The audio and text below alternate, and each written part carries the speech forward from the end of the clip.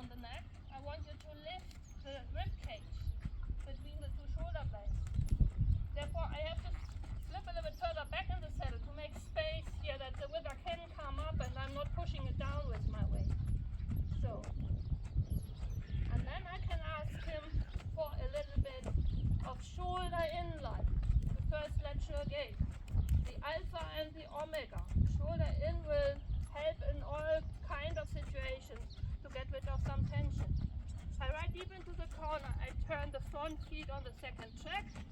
My upper body is now rotating a bit to the right so that my shoulders are parallel to the horse's shoulders and my hip remains parallel to the horse's hips, which are going straight along the fence. Now he has to step with the inside hind foot somewhere under the waist, not next to the belly but underneath it. And whenever he does that, he needs to bend the big joints in his hind feet. And that is like a squat foot. And I have to release him again. Can't do that for too long. Maybe you saw that the strides were getting very short because he's not flexible enough in the hind feet yet that he could reach out further under the mat and push his front feet up. But that's the way to go. With many repetitions. I try again. Here he is pushing his butt in. He tries to avoid taking weight on the hind feet, on the right hind. Therefore I have to tip him a couple of times more often with the whip and tell him, no, I want you to take the hind foot under the belly. And he tries to get out of it. So I just ride a turn to get him a little out of this concept. He's trying a little trick to escape from responding to my aids. A little twist, move his front feet, then you can start from the beginning. Good boy. So I have to be careful that the ears are on one level. I don't want him to get tilted in the poll, because once he's tilted in the poll, which would I could see it when one ear is lower than the other one, that means that he is not aligned in the spine, so that twist in the poll would continue down the entire spine. Here again he tried to get out of it by pushing the butt in and refusing to take my leg aid. So I ride a little volte so that I have a bit more forward momentum, and I try again. Good boy. Now I have to brace him for some few good strides, not to make a piss off. Good boy. Fine. So we want to work on both sides equally. So I change the rein somehow.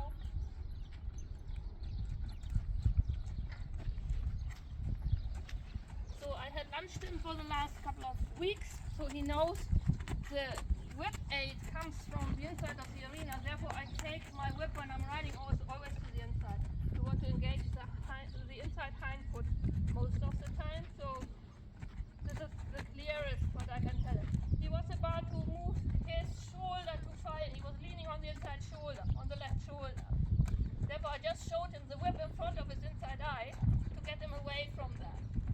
And I'm doing that so automatically that I actually don't notice until I have to explain what I'm doing. Yeah? So when I feel he's leaning inside, leaning on the inside shoulder, and again pushing the right hind foot out, I can help it by simply giving him here an optical cue that I want him to move the shoulder away from the whip. He knows that aid from the lunging. So when he's coming too close into my circle, I would show him the lunging whip in front of his inside shoulder. And I can do the same when I'm riding here and tell him, here, please take the shoulder a bit further out. Balance on your hind feet, not on the front. Good boy. Here it's tricky. It's going very much downhill. Our arena has quite a bit of slant at this part. So he is easily getting out of balance here. And when I'm going away from A towards the cactus, I have to slip with my butt really far back in the saddle.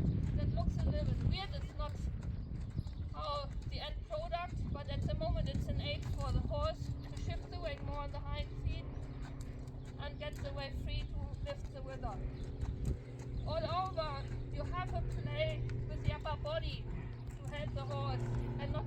but for about 3 degrees I would say. So let's say my natural position is vertically. If I want him to have to get more the front feet a little bit, or the wither further up, I can lean a little bit backwards, but not more than 3 degrees, and I would hang too much in his loin. Or if I want to ride him a bit more forward and I stand him forward downward, I can tip my weight a little bit forward downward, but not more than 3 degrees, because then I would overtax the front. Here again, he's a little bit ignoring my left leg.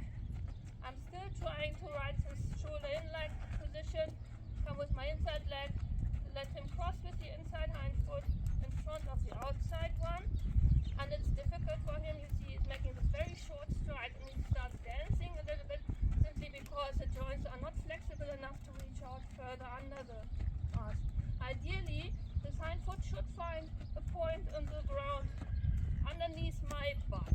So if you would draw a straight line from my seat bone down to the ground, that would be the point where the hind foot would ideally reach towards to take the weight of himself with the rider on top, so that he is permanently doing some kind of a squat and push the front feet up. And once he's doing so, again, I don't need to manipulate the nose. The nose will then fall into place on its own. And you see he's permanently munching on the bit, which is a good sign. Very light. And hopefully, which I can't see from here, but hopefully the poll is the highest point. So if the poll comes lower than the third vertebra, then there's something wrong. Horse is on the forehand and you have a broken top line, so the energy cannot flow equally from the hind and from the engine, from the hind feet over the back towards his mouth. So I release him a little bit. Good boy. Yeah, and I have to be careful that he's not losing his rhythm too much. So he tends to go a little bit pace-like, so he's naturally shifting his walk and going a little bit like a camel. That's all because he's still leaning too much on his front feet, and therefore he cannot relax the back muscles enough. So I want him to go in a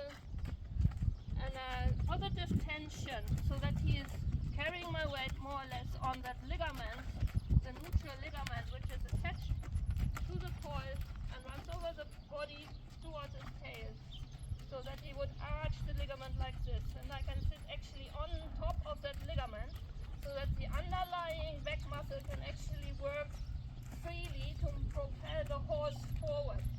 As long as he's still dipping in the top line, he will have to compensate by tensioning the back muscles, which then results into that bad walk or a very tight trot. But here we are getting there. So he's extending the neck more and more, and I find his walk is getting a bit more rhythmical and longer. Good boy. I change way once more. Always check on both sides. So here we are the auspices again. Once I have to pass the auspices, I cannot really give the rein so much, because I have to recall him to give me the attention.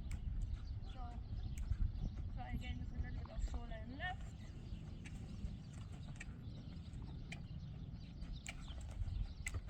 And I try to make him a little bit quicker on the leg, because it seems that he has learned to ignore the leg aids, probably because too many kids were riding on him and everybody gives him different aids, so he decided just to ignore them all. So I have to be clear with them what I mean. So I have to insist whenever I come with the left leg, I want him to cross with the left hind foot in front of the right hind foot, and if not, I have to enhance my leg aid with a whip, which is just an extension of my leg. Good boy, that's fine. And again, I try to lengthen him a little bit. Check if he can hold the balance without my interference.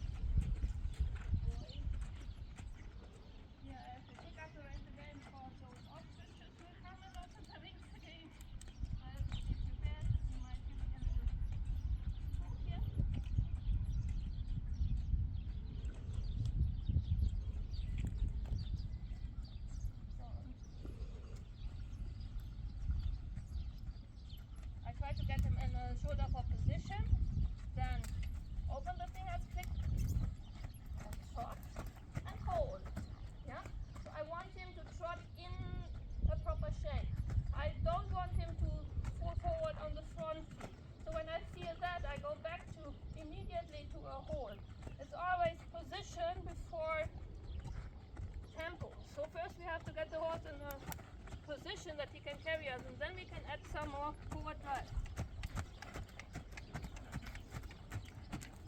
And hold. So here the aid is the same like what I did before. Hold.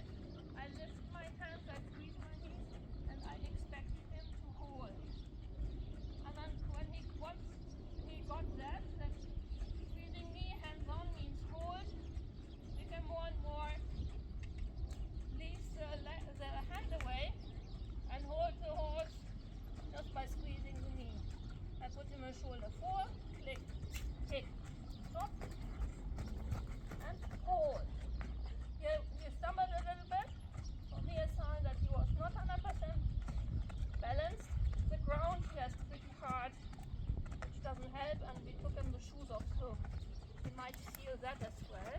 But that is one reason more to get him on the hind feet, to make the squat, get the front feet lighter, that they can actually grab feet. And hold. Good boy. So, because I have to check if my gas pedal and my brakes are working, that's why I started the short sequences followed by hold. Now I can speed up a bit more. So rising trot, ride him more like a younger horse, more forward. We need forward drive. The engine must be running. Yeah, but I don't want to drive him too much forward, and I'm not able to stop him at any point. So it's a fine. Good boy.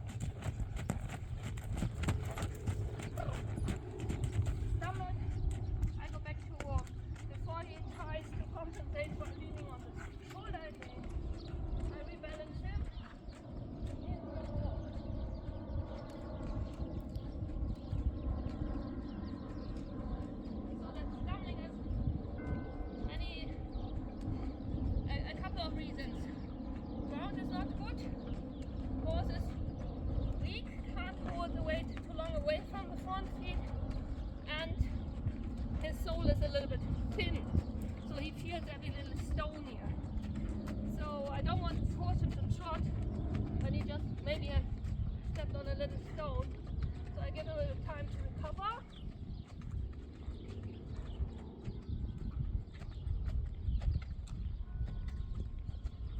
And I do the same what I did before on the right rein, now on the left. I try to get him in a shoulder in position, so that he shifts the weight more on the inside hind. I open the fingers and trot and hold.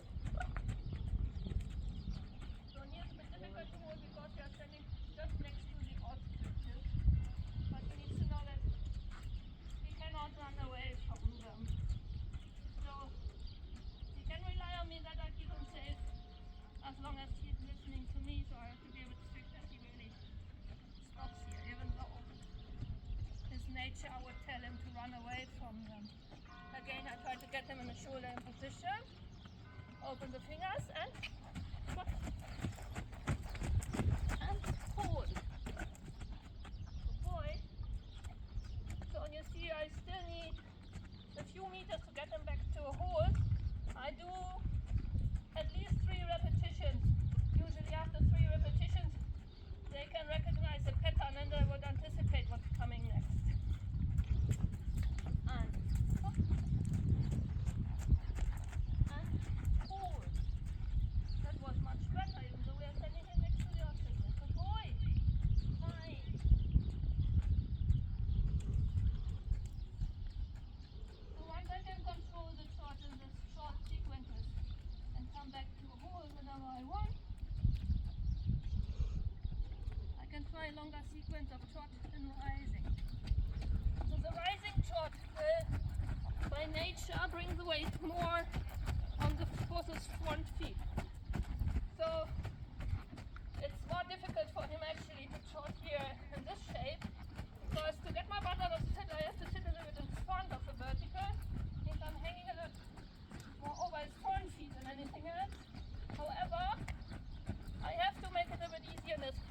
that he starts using his back muscle to propel the weight forward. So when I'm doing the sitting trot for too long, he would get his back, sore back muscle. Oi. See if I can do the turn and trot. Not really used to changing the whip in the transition. So that's why he picked up a canter. This is good boy. Good boy. Da ist er brav. Kleiner Junge.